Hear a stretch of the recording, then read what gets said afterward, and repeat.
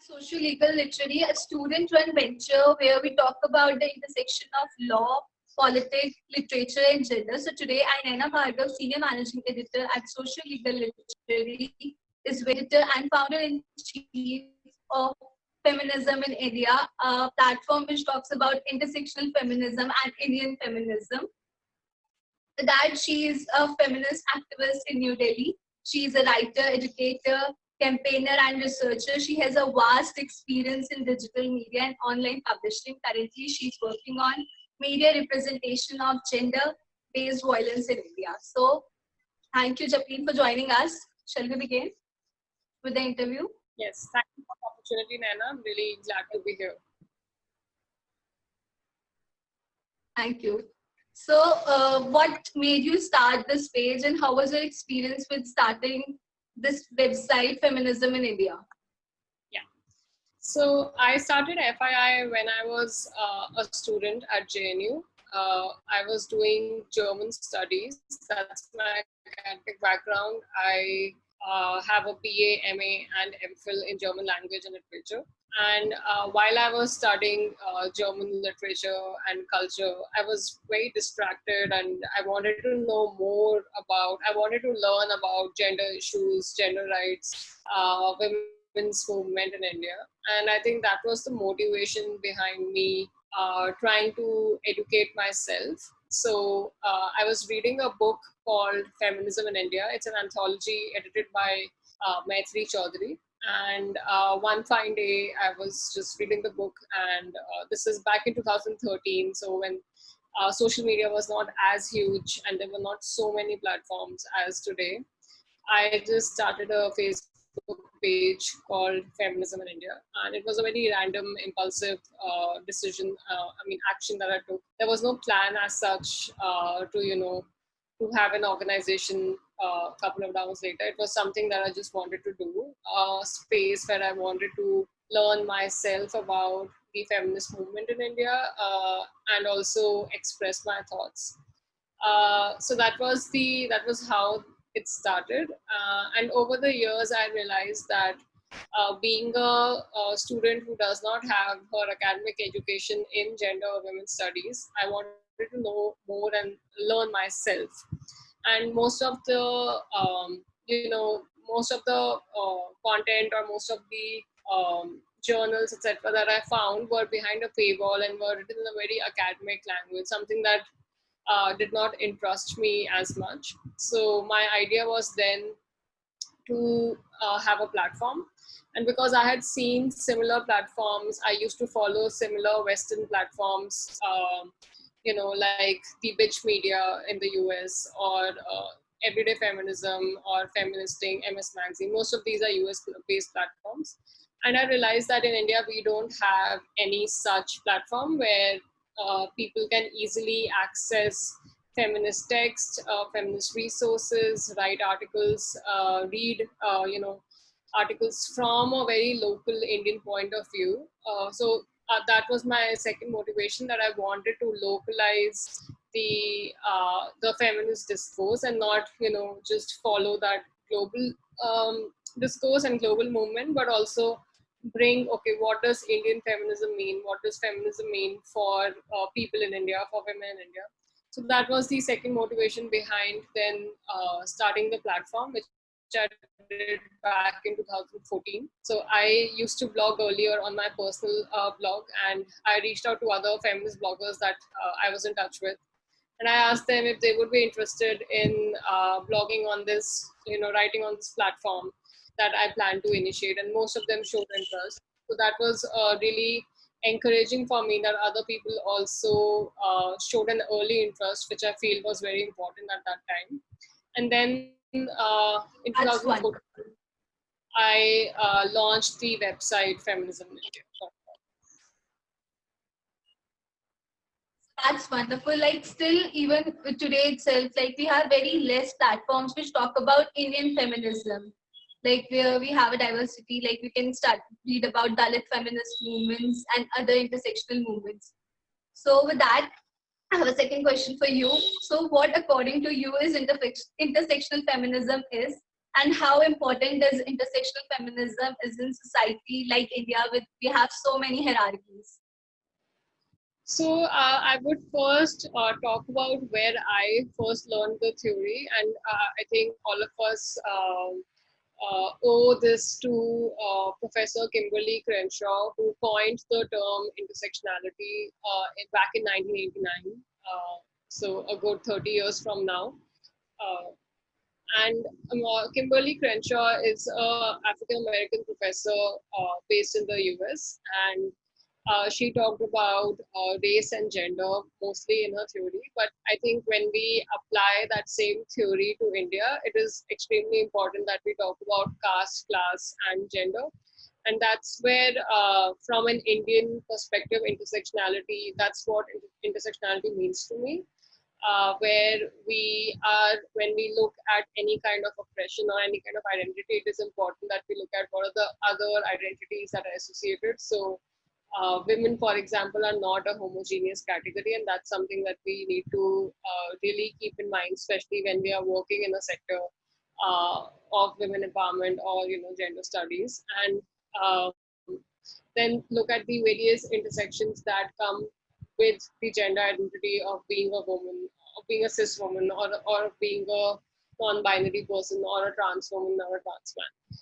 So what are the class, caste, religious, ethnic, sexual orientation, all of these, ability, what are these kind of identities that, amount to the marginalization or oppression that a person faces.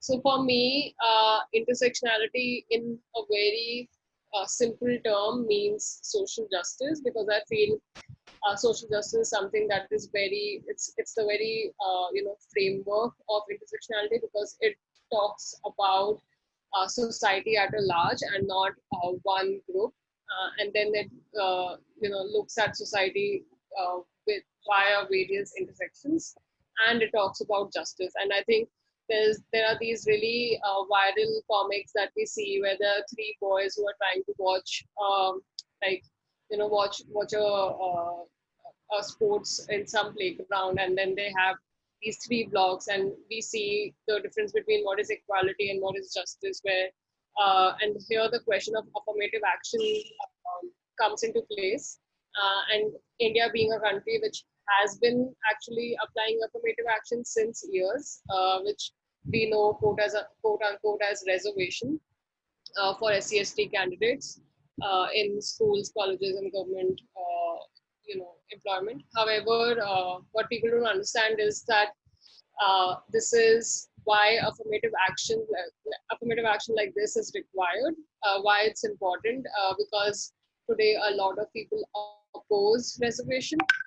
But I think it's important to understand that the point of reservation or affirmative action is not just to bring them at par, which definitely it is. That is one important point, but there is something beyond that as well, because historically and systemically, people of a certain group or community have been marginalized, and then affirmative action comes into play, where it gives them that extra push that they require, not just in terms of economic push or financial push, but also socio-cultural push that they need to come at par with other privileged groups.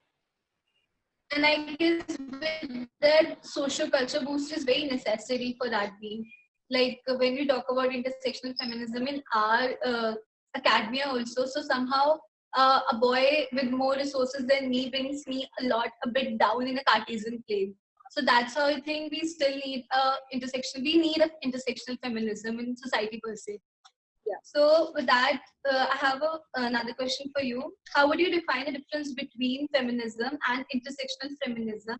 And according to you, is it necessary to keep a check on privilege along with understanding feminism?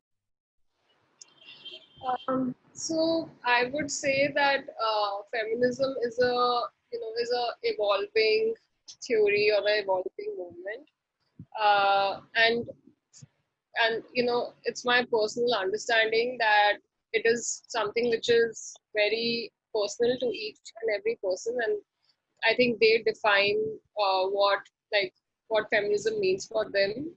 At least that's how I feel about it. That it's something personal for me, and I wouldn't put out a generic, definition for everyone, but I would say what it means for me or how I understand it, and then you may or may not agree with me, which is completely fine. So I would say that it has evolved over the time from when the movement started back in the West, especially for the right to vote, the suffrage movement, and from where it is now, and where today we talk about intersectionality. We talk about how you know taking in the very recent controversy with J.K. Rowling announced, putting out statements like trans women are not women. So I think today Yes. we have reached a point um, where when it, today we have reached a point that if we are excluding any kind of marginalized groups from our feminism, I would say that that is then not feminism, because the whole point is to demand for equality for everyone, and not just people who are like you, or who match your demographics of being upper class, white, upper caste, etc. Yes, big definite yes. It is extremely important to keep a check on your privilege. As I have said before, we today live in a society where we cannot, just say because somebody is a woman, or because somebody is this person, there are so many, social identities that are attached to one person, that you could be privileged in some area and marginalized in some, at some point. So, for example, I am a upper class woman, and I have caste privilege, I have class privilege, but I still have a lot of restrictions when it comes to my gender, especially in the public sphere. Be it going out in the streets, or being recognized as an individual and not someone who is associated with her father or husband. So, you know, then marginalization doesn't work in this very narrow sense of, okay, just because you are a woman, you are marginalized, and there are no other forms of privileges that you have. So I think, especially for people who do have class, caste, or gender, or any kind of other privileges, it could be because you are heterosexual, or because you are able-bodied, or you belong to a majority religion in the state, in the country that you live in today. I think the first thing that we as individuals who care about these issues need to do is recognize our privilege, because what happens with people who are privileged is that they are unable to see that they are privileged, because they never had to confront their privileges, or they never were in a position where they had to confront with their identities. That's why they are unable to see their privilege. So, for example, let's say a young Hindu couple who is looking for an apartment versus a young Muslim couple who is looking for an apartment, we can easily here make out which person would, easily get an apartment, versus which couple would face, difficulties because of their religious. So we are still living in a society where people still prefer a boy child rather than a girl, and that it still shows that. I think, answering your first question first, the value that we put on boys versus girls also comes from this very deep patriarchal, custom that girls are burdened to their families, because at one point in time they would get married, and they would move to the husband's family. So everything that parents have invested in their daughter would actually then later benefit the husband's family. I think that's one, and the second most important one is the dowry that is attached to a woman's marriage. So I think these are some of the reasons that some of the very basic reasons that why there is a son preference in India, because then it is seen as a return on investment. If I were to say it in very clear business terms, that when you invest in a son, you see returns on it, because the way that our society is structured, the son is always supposed to live with his parents and take care of his parents, both financially, emotionally, give them care work, etc. And the daughter is supposed to leave and live with the husband's family and invest and take care of them again, financially, emotionally, etc. And the same is then applied to the daughter-in-law who's coming into your house. She is then expected to prioritize, the in-laws over the parents. So it's a transactional, how we see women as a transaction, where your daughter will be going to someone else's house, and if you have a son, you will have someone else's daughter coming into your house to take care of your family. And I think again, this is why we also say, and it's very common in India to say that when there is a son born in a family, the family is complete. How people who first have a daughter or have two daughters and they say, oh, you should try for another child because your family will be complete. So this whole notion of why a family is complete only when a son is born is because of this, because the son will continue the legacy, will continue the patriarchal lineage, and will then give birth to more sons, etc. So I think that's where the son preference comes from, because we see it as a transaction on who will take care of us later in our when we are old, and who will give us returns on the investment that we have made. And again, that is why there is also a preference in why sons education, or their job prospects, or higher education is then prioritized. And if there is a family who has limited resources, they would definitely invest those resources in the son over the daughter. So according to this patriarchal notion, it is always said that it is very necessary for a woman to follow a good woman code. So according to you, how we can make society unlearn this notion of good woman code, how they put a woman in a particular spectrum of a... I will continue from the last answer, because I feel it is very much connected. Because women are considered to hold the family together and keep the family honor in place. These kind of moral codes are applied more to women than to men, because, and it's something that we have seen very commonly in popular culture and Bollywood films, where the ghar ki izzat is always in the held by the woman. Or if there is when we have seen so many times that there's a rape scene in any film, and again, the question of izzat is not just of the woman's modesty and her body, but also of the family, and especially of the male members of the family. So it's then there are dialogues like हमारे घर की नाक cut गई और हमारे घर की इज्जत चली गई. It's then the violation of a woman's body, her agency is it gets a second priority, and the first priority is given to the honor of the family. And this kind of notion we see play out in also honor killings, where we have seen that so many families are willing to kill their children because they married out of the caste, class, religion, etc. So I think this kind of patriarchal system, where